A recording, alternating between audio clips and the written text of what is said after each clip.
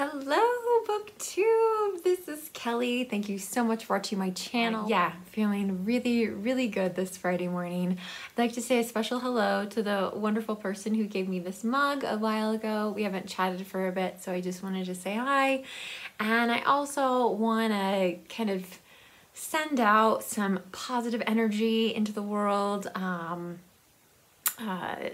Someone who frequently comments on my channel. I hadn't heard from them for a while, and it turns out they've been dealing with some big health issues, and they're hoping to be home by Christmas. So I don't know. I don't even know if they'll see this video, but I miss them. So I wish them a very speedy recovery. One of the things that I have been trying to do this year, granted, first half of the year I was pretty inconsistent, but I'm getting in the habit now, and I like this. I like this a lot. So I just say hello to all the people who I can see are new subscribers to my channel.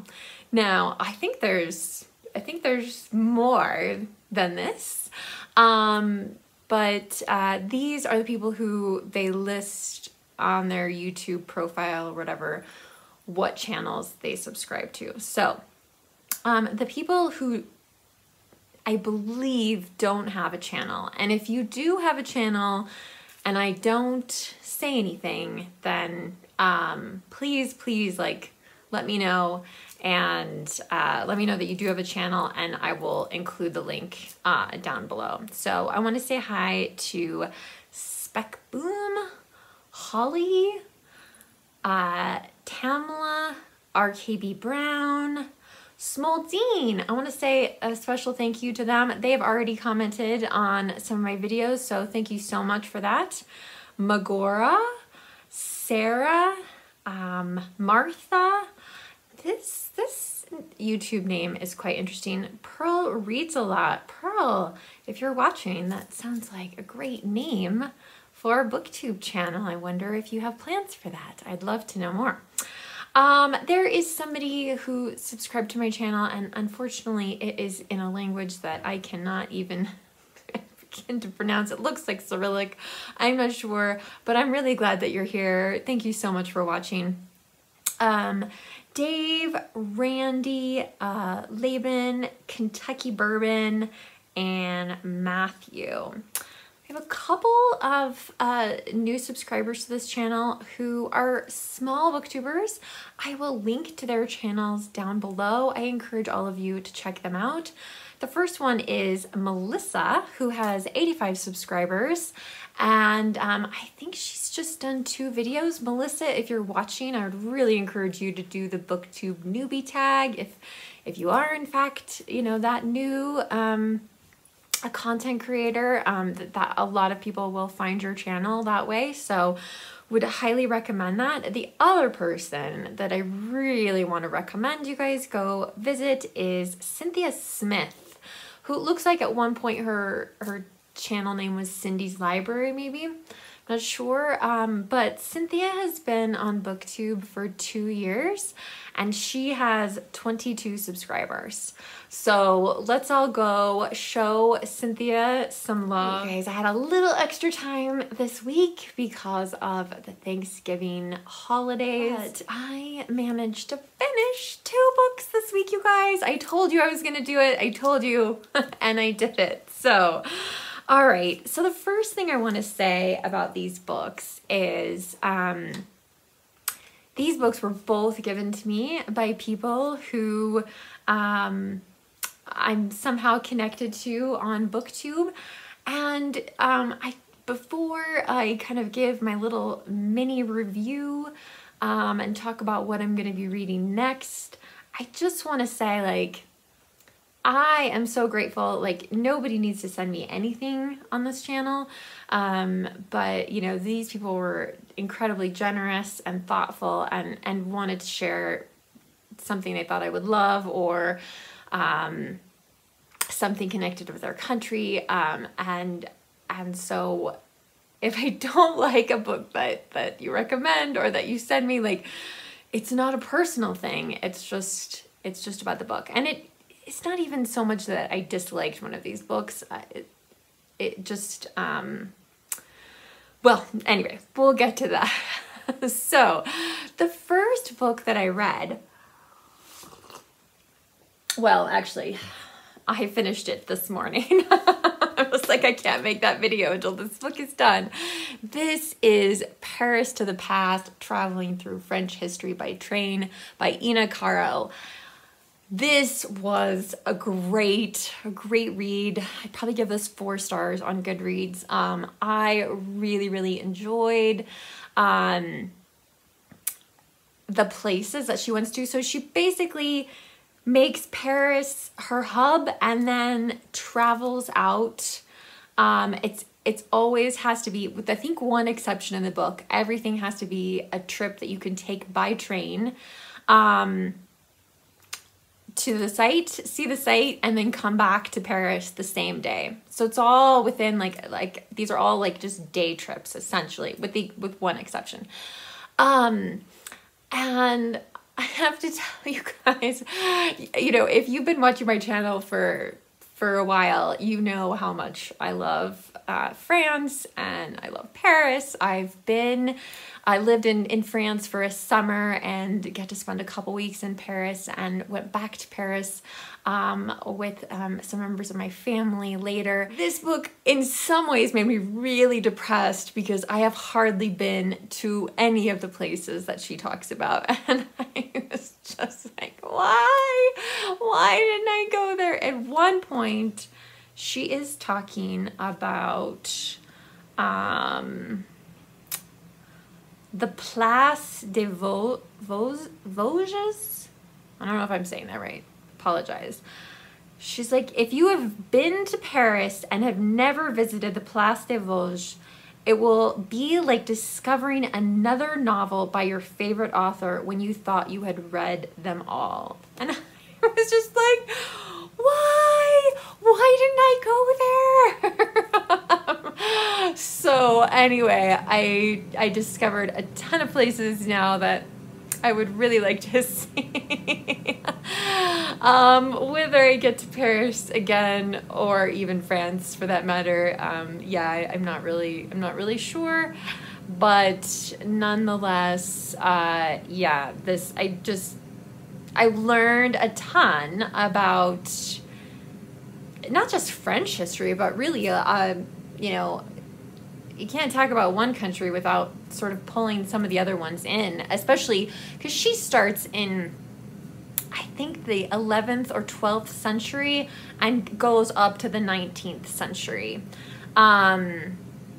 She wrote a book before this one that was about driving around France and seeing places, you know, grouping things that were built or created about the same time together, and then once they were actually living in Paris for good chunks of time at once, she got the idea of like, well, like what can we see if we make Paris our base, like where can we get by train? Because, which I did not know this, so Napoleon III, not the first, Napoleon III, he wanted Paris to be really the center of Europe in some ways, and he wanted it to be, you know, just accessible for people to get to all kinds of places, not only again in France but also in other countries, and built a tremendous amount of railway stations and all of the infrastructure to make Paris such a great country to travel by train. And that has since continued on with, you know, like super fast trains like the TGV. So anyway, I really learned a lot, and one of the things that was great about this book is that she probably spends more time on the Middle Ages and the medieval period than any other period in this book, which is a period of time that I admittedly don't know a lot about, and was the setting for Umberto Eco's historical novel, The Name of the Rose. So this book takes place in 1327, and again, you know, the characters in this can't really talk about just Italy. They're also talking about Germany, and they're especially talking about France because that's where the Pope is at the time. This is a mystery story, but it's also really a vehicle for Eco to talk about his passion for this time in history and his philosophical ideas. There are 30 pages of author's notes at the back of this book, which I did read in the hopes that it would help me have a greater understanding of what he was trying to do with this book. And it did to some extent, although he says at one point that his editors and friends tried to get him to, you know, condense down the first 100 pages, which he absolutely, without hesitation, refused to do. And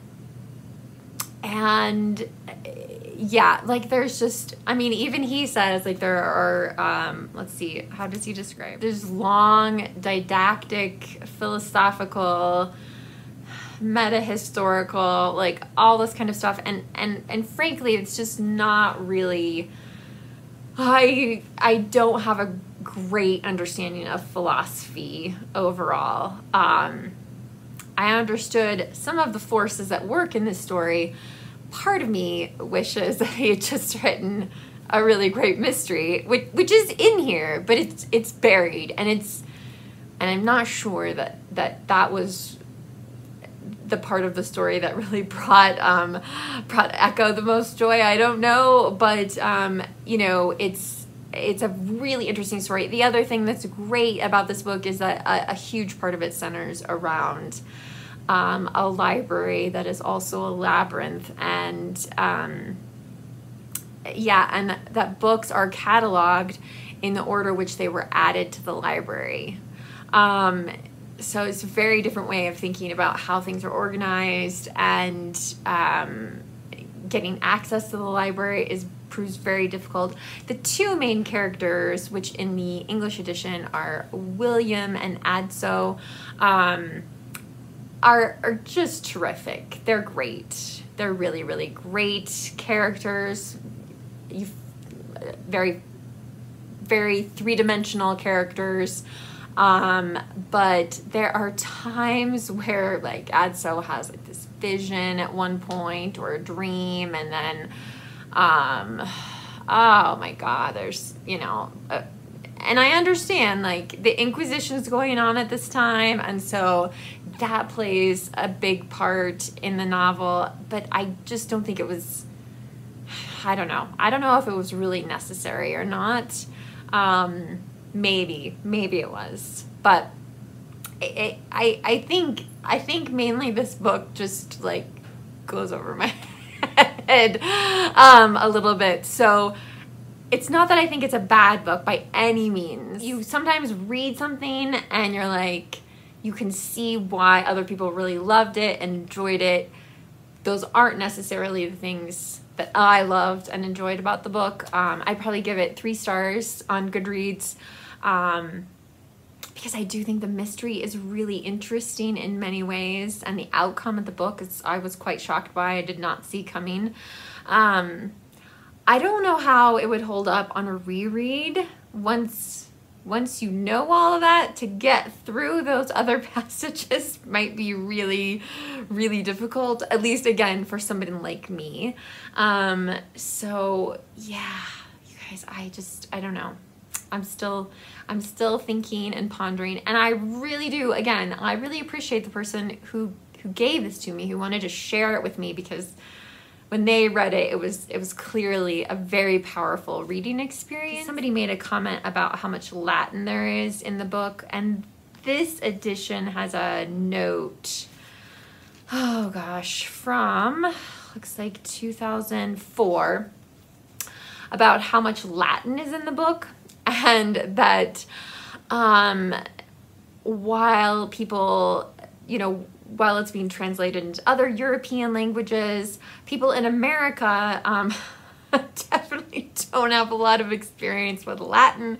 So I think they did go back through the book and try to add, you know, a lot of times there would be a Latin phrase and then it would just be probably repeated in English, or it would be, you know, you would be able to figure out the context of it. I only looked up one passage in Latin in this book. There is a fair amount of Latin in there, but again, that makes sense, right? It's about monks, you know, in this abbey in 1327, and so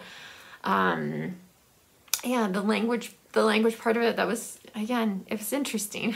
It just, honestly though, like, again, this is probably the hardest book that I have read this year, most difficult book I have read this year. But definitely not the worst. I don't want the person who got this for me to feel that way. So it just, like I said, like the things, like the bells and whistles, that I think really got this person excited about The Name of the Rose, just sort of were not the bells and whistles for me. So anyway, so I finished this. This was on my high priority TBR for the year, as was this, and I get to say I participated in Nonfiction November. I read one book. So what am I gonna read next? Very excited. So on my high priority TBR, I, in theory, have 5 books left. One of them I've decided to roll over to next year. These are the remaining 4. So My Name is Asher Love, The Orchardist, The Saga of Gosta Berling, and The Time Traveler's Wife. And this would be a reread for me. I'm thinking I might save this for like maybe the end of December. But we'll see if I can get through 1 or 2 of these, because I do have a lot of holiday reading. If you saw my holiday haul / TBR, on December 1st, I'm going to be reading The Christmas Mystery by Jostein Gaarder, and this is translated from the Norwegian. I'm so excited about this book, and I was just looking to see how long Every Little Day is, and it's not very long at all, so that will be great. I think the rest of this weekend I'm gonna try to let my mind like rest a bit, and I am going to read a couple of Miss Reed's Christmas tales, Village Christmas and The Christmas Mouse. So I'm gonna work on that. After I get done uploading this video, I'm going to start decorating my Christmas tree. So I'm hoping that we will have some different backgrounds in December for some of the videos. I would also love to hear your thoughts about any of these books. Have you read The Name of the Rose? Have you read Paris of the Past? What do you think of my reading plans? What have you been reading? Did you have any extra time off this week to get some last minute Nonfiction November in? So yeah, so tell me what you've been reading or what you've been doing this week. I would love to hear that down below.